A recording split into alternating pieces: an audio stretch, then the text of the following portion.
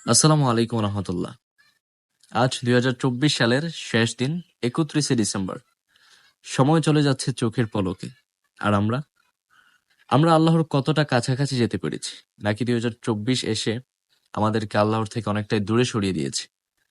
প্রিয় ভাই এবং বোনেরা, জীবনটা হচ্ছে একটা বড় আমানত। আল্লাহ পবিত্র কোরআনে বলেছেন যে, হে ইমানদারগণ, তোমরা আল্লাহকে ভয় করো এবং দেখে নাও আগামীর জন্য তোমরা কি প্রস্তুত করতে পেরেছ। একজন ব্যক্তি একবার একটা বৃদ্ধ গাছের নিচে বসে কান্না করছেন। তো কেউ একজন এসে জিজ্ঞাসা করলো যে, আপনি কাঁদছেন কেন? তো তিনি বললেন যে, এই বৃদ্ধ গাছটা, এই বুড়ো গাছটা তার ছায়ার মাধ্যমে মানুষকে আরাম দেয়, তার ফলের মাধ্যমে মানুষের পেট ভরিয়ে দেয়। আমিও একজন বৃদ্ধ, কিন্তু আমার জীবনের এই লম্বা সময়টা আমি কি করলাম? না মানুষের কল্যাণে ব্যয় করলাম, না নিজের জন্য আখিরাতে নাজাত পাওয়ার জন্য আল্লাহর জন্য কিছু সংশয় করতে পারলাম। কিছুই করতে পারলাম। তো আমাদের জীবনটা ঠিক গাছের মতো।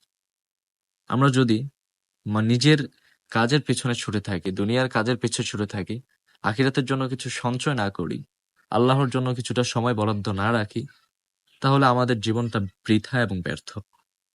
তো এই জন্য ২০২৫ আসছে আগামীকাল থেকে ইনশাআল্লাহ।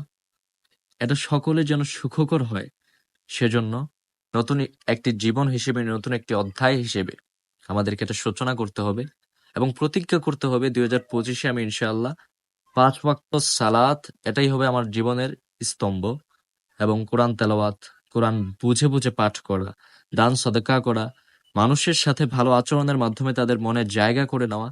তো এইসব বিষয়াদি যেন আমরা আমাদের মাথায় রাখি এবং সেই অনুযায়ী ২০২৫ থেকে শুরু করে জীবনের বাকি অংশটাকে আমরা গড়ে তুলতে পারি। আল্লাহ সেই তৌফিক আমাদের সকলকে দান করুক, আমিন। সকলের ২০২৫ সুন্দর হোক, শুভ হোক।